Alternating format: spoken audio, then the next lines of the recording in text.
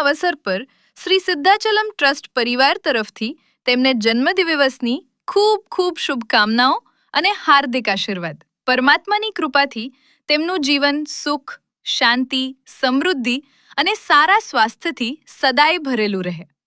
રિષભ, તમને જન્મદિવસની ખૂબ ખૂબ શુભકામનાઓ. જો આ વિડીયો તમને પસંદ આવ્યો હોય તો જરૂરથી લાઈક કરો, શેર કરો અને તમારા પરિવારજનો તથા મિત્રો સુધી પહોંચાડો.